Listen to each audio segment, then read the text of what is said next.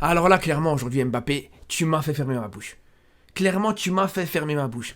C'est quoi ce but de fou que t'as mis? Non, carrément, vous savez même ce que ça mérite. Ça mérite même que j'aille retirer une fléchette sur son crâne là derrière. Je vous la vérité. Ça le mérite totalement. Voilà. Regardez. Ça mérite que je lui retire une fléchette. Mais, par contre, il y a quand même un but.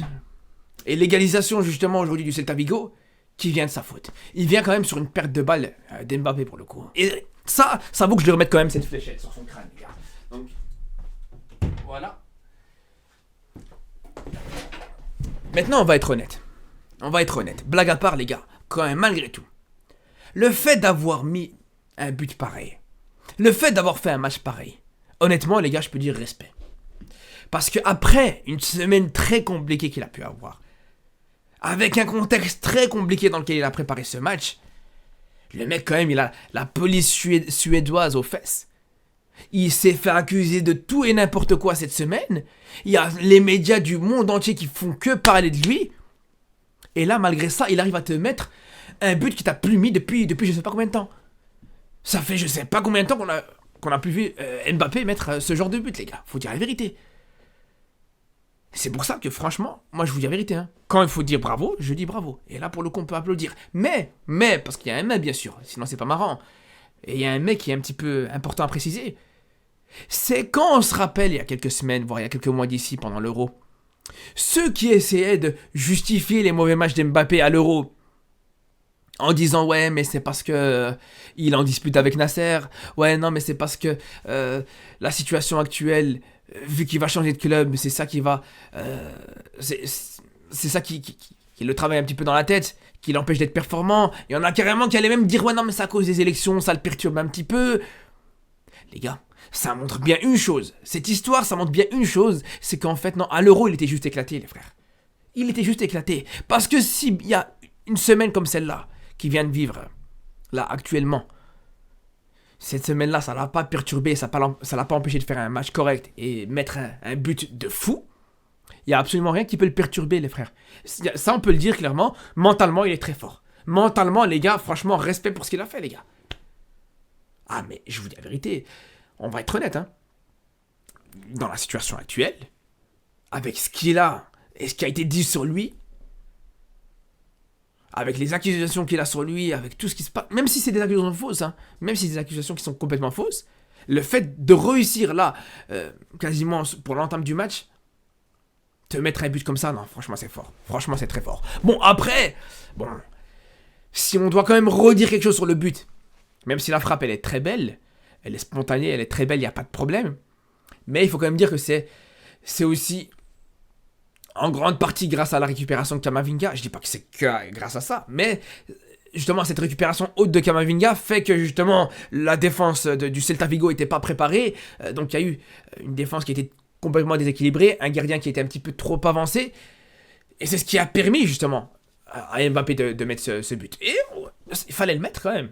C'est pour ça que je vous le dis, voilà, fallait faire cette précision parce que pour moi, je pars du principe que c'est toujours plus impressionnant quand un joueur a le ballon, quand l'équipe en face, elle est bien organisée, dans un bloc bas, des lignes resserrées, des interlignes resserrées, et des intervalles surtout resserrés, et que le joueur arrive à créer cette différence, à créer ce décalage tout seul avec un dribble, avec un crochet et une frappe enroulée, comme pouvait le faire, et comme l'a déjà fait Mbappé d'ailleurs.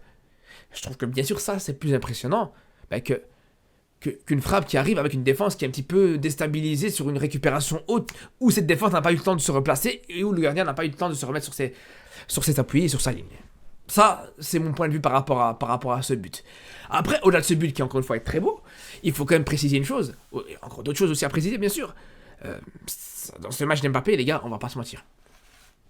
Le but est très beau, il a rempli sa part du contrat en mettant ce très beau but, il n'y a pas de problème.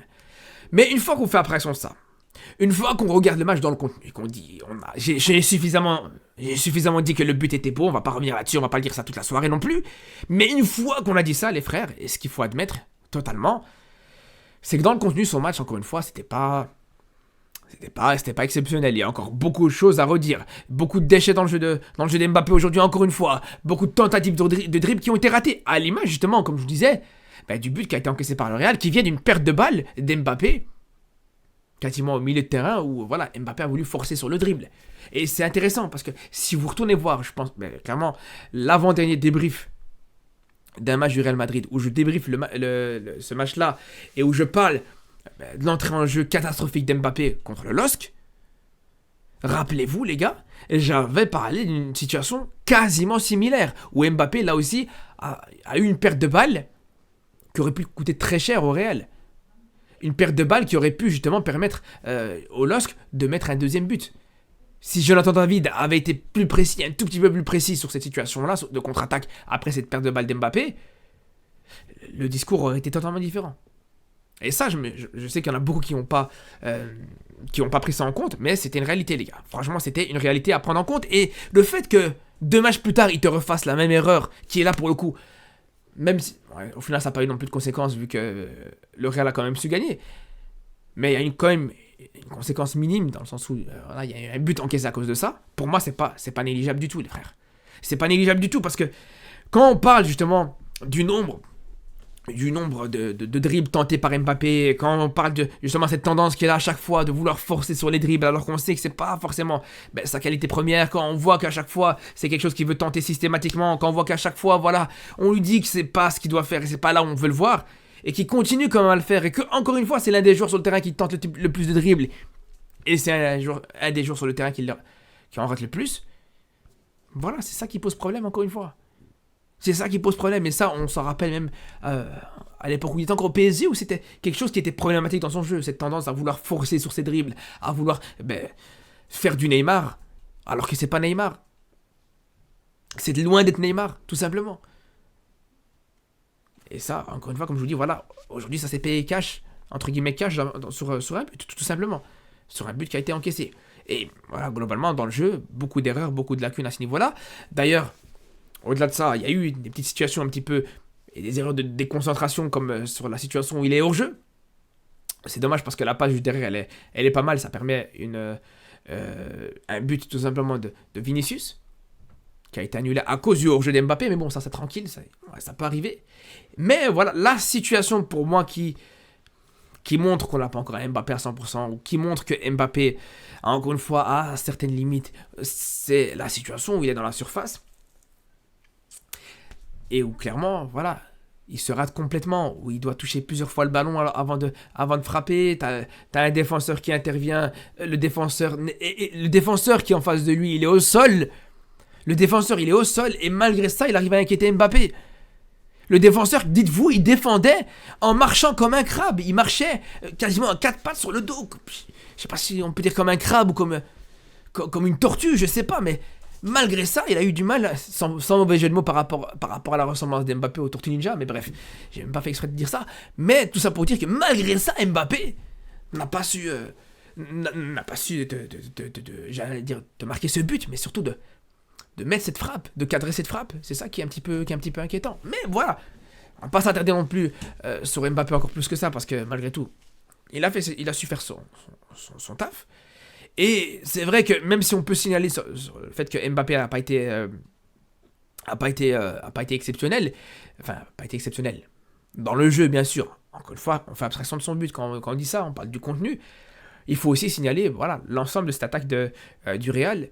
Peut-être si on retire un Bellingham qui, même si paradoxalement c'est le seul qui n'a pas été décisif, mais dans le jeu, franchement ce que fait Bellingham c'est pas mal du tout les gars. Dans le jeu je trouve que c'est celui, enfin le joueur offensif, l'attaquant plutôt, dans le jeu, c'est pour moi Bellingham qui a été le plus dangereux.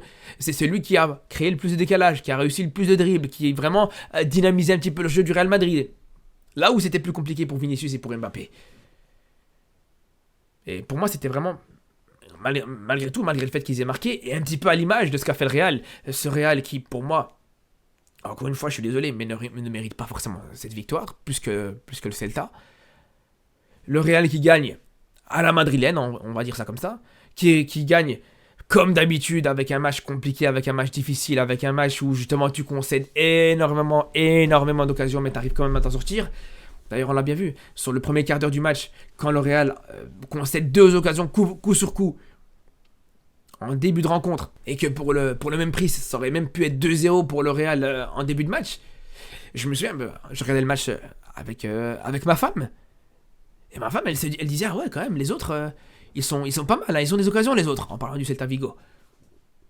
Mais sauf qu'elle, elle connaît pas le Real. Elle a pas l'habitude de voir les matchs du Real. Et c'est là où je lui dis, t'inquiète, le Real, ils vont quand même gagner. Sois même pas tracassé, sois même pas, voilà. Le Real, ils vont quand même finir par gagner. Et c'est ce qui s'est passé, les gars.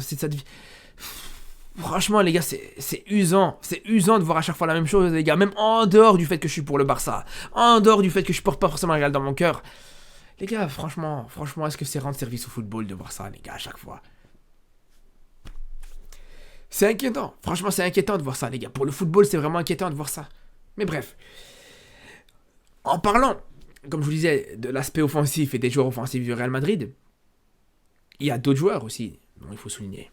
Et pour moi, franchement, les joueurs qui vont peut-être être moins mis en évidence dans ce match-là, c'est peut-être certains milieux de terrain. Au-delà de Modric qui fait une très belle entrée avec sa passe magnifique justement pour Vinicius. Mais pour moi, Camavinga, le match qu'il fait, franchement, les gars, c'est pas un négligé du tout. Je vois que ça en parle pas trop, je vois que personne n'en parle, mais le match qu'il te propose aujourd'hui, Camavinga, c'est vraiment, vraiment, vraiment très fort, les gars. Vraiment très fort. Et surtout quand on voit à côté d'un Tchouaméni, c'est compliqué, les frères. C'est compliqué. Alors, c'est vrai qu'il est en registre un petit peu plus reculé, c'est pas forcément dans son registre de prédiction, mais encore une fois, les gars, la plus-value de Tchouaméni dans le 11 de cette équipe du Real Madrid, franchement, je la cherche encore. Et je la trouve toujours pas, les gars. C'est vraiment très compliqué. Ce joueur, franchement, j'ai vraiment du mal, les gars. Par contre, vraiment, Camavinga, très propre. Il y a du déchet, bien sûr, mais ça tente pas mal de choses. Il y a un volume de jeu qui est énorme. Et quand même, encore une fois, voilà. La récupération qu'il propose sur le but d'Mbappé, c'est pas à négliger du tout, là aussi. Et ce qui est même intéressant, c'est que quelques minutes plus tard, quelques minutes avant l'ouverture du score, et quelques minutes avant, justement, cette récupération qu'il propose sur le but d'Mbappé, quelques minutes plus tard, il te fait la même situation, t'as la même situation où t'as, encore une fois, Camavinga qui va récupérer un ballon dans les 25 mètres adverses, et qui va essayer de frapper lui-même, cette fois-ci, sans faire la passe à qui que ce soit. Et franchement, pour le coup, il aurait mérité ce petit but pour récompenser ce match plus qu'intéressant. Après, voilà, on va pas se mentir, les absences de Carvajal et de Ferland Mendy, pour moi, elles font quand même mal. Elles font quand même très mal à cette équipe du Real, même si Ferland Mendy n'est pas forcément blessé. Mais on a senti quand même un manque de ces deux latéraux, les gars. Clairement, on a vu à quel point, justement, cette équipe du Celta Vigo arrivait à être très dangereux, justement, en passant par les côtés. Et c'est comme ça qu'est venu d'ailleurs leur but, pour le coup. Mais franchement, j'ai justement hâte de voir ce prochain match du Real Madrid face à Dortmund. Une équipe de Dortmund qui est vraiment, vraiment en totale confiance, en pleine confiance, qui fait vraiment des très bonnes choses actuellement, qui est d'ailleurs première dans le tableau de Ligue des Champions, au niveau du classement global. Et ça promet vraiment, vraiment un très gros match, les frères. Donc on se dit bien sûr à très vite pour reparler du Real Madrid, à demain pour parler du Barça, avec ce match aussi du Barça qu'on attend avec impatience. Sur ce, je vous dis à très vite et surtout d'ici là, prenez soin de vous.